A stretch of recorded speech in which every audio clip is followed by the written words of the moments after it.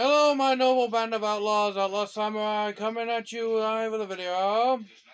Well, if you saw the video with Wheat Slayer, I said I was going to make a comparison video between Leaf Slayer's cutting ability and my katana sabertooth's cutting ability. I made a video showcasing sabertooth, but somehow it got deleted. So, without further ado, don'ts and probably shouldn'ts, this is Sabertooth. Now, before you start thinking, man, this scabbard is grossly unproportional and shitty, I will agree with you wholeheartedly.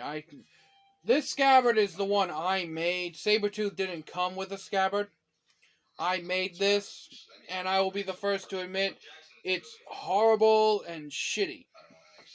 It's grossly oversized and overproportioned, but it does the job of what I wanted it to do, and that's to keep the blade from cutting pretty much my entire person when I'm using it. Because this thing is stupidly, ridiculously sharp. Paracord Sergio. I'm going to do a quick little rundown of what the parts of this thing is. And hold on one moment. Sorry about that, I wanted to get a little more light in. Here's the Kashira. Let's see here. The bloody thing's upside down. If you can't tell, it's a dragon Kashira. Try to get a little closer. That was actually my aunt's that I found in her dresser when she moved out. So I stuck that on there. I was, I think, 10 years old when I found this thing. So it was a few years ago. And when I was rewrapping this sword, a brief history of this sword before I should continue.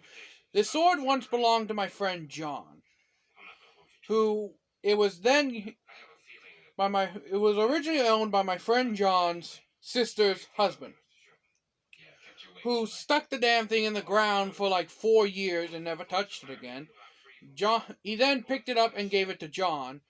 John did a little grinding on it, and when I asked him about it, he's like, hey, can I have the sword? And John said, yeah, sure, bub. So he came over, he gave me the sword. It was completely covered in rust.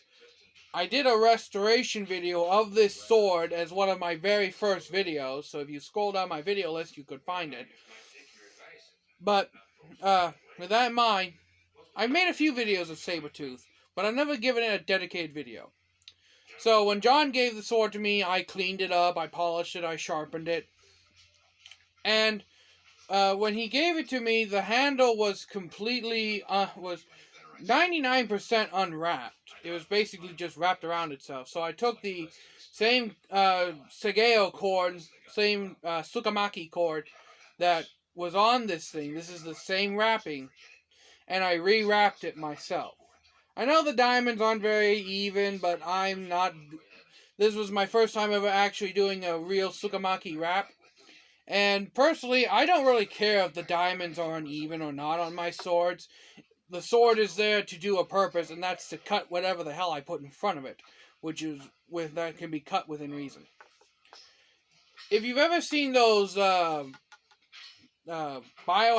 katanas with the biohazard guard on it, this thing had a biohazard guard on the thing, but trying to get the Suka core off, I snapped that flimsy ass guard, and I had this steel plate lying around from when I was in ag welding back in my high school. So I cut a hole in it and slapped it on here. And yes, this is black electrical tape holding everything down here together. And this is duct tape on the bottom of this for two very important reasons. One, to keep the plain steel guard from rusting. That's very important.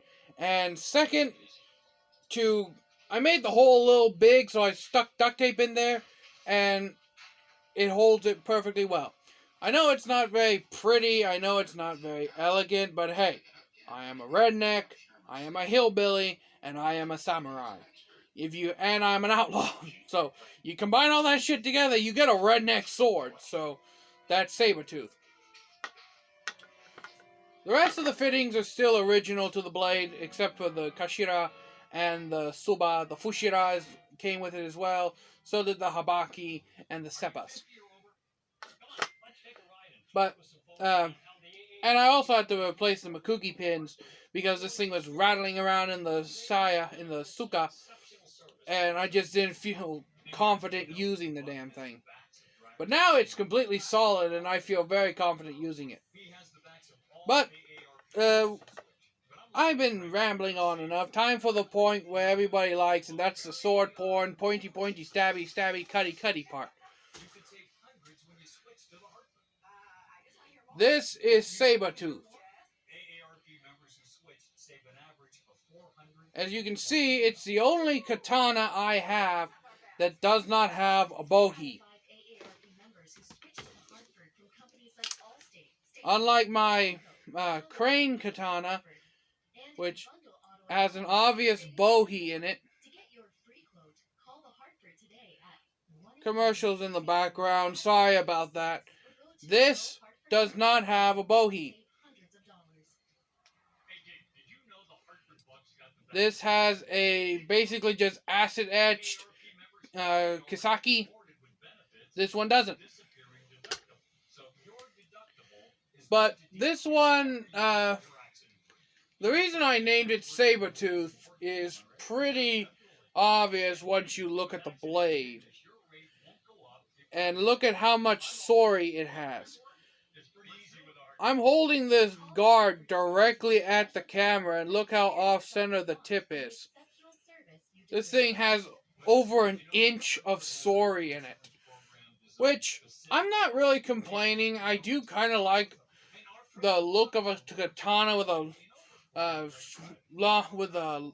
bit of sori in it. But this thing is solidly built since I've upgraded it a bit. The reason I named it sabertooth is because of the blade. It looked like a sabertooth. This sword's blade is a $600 blade. At least that's what my friend John told me. And just looking at this thing and feeling the weight, the thickness, the fact that this thing holds an edge like a mother trucker, I can understand that when this was first forged, it was a $600 blade.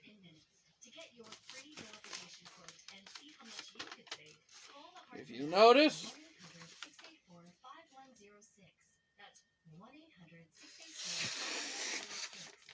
it can slice through the paper. Watch as I slice through this paper.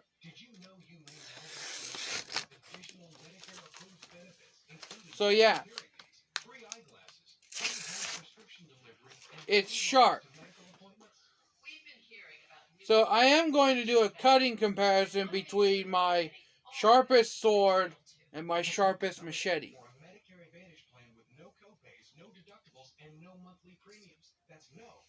Now down here is not as sharp as up here, because down here is actually more dull. And the reason behind the dulling down here is because I purposely made it that way. Historical fact about katanas, as far as I'm aware, this is a historical fact. The blade is only a traditional katana's blade is only as diamond sharp, is only hair shaving sharp in the last half of the blade, and the bottom half is left blunt for parrying incoming sword blows. You can see I'm doing this with the back of the swords because I don't want to mar the edges. But just imagine if that was a incoming sword blow, you'd block with the blunt half, and then you'd cut your opponent with the sharp half. Yeah, this is definitely a stronger steel because this is 1045. These blades are, and this is obviously a much harder steel because of the fact that this thing just basically dented the spine of my orchid katana quite easily. But yeah, that's sabertooth in a nutshell. Give some beauty shots. Yeah. Your daily dose of sword porn.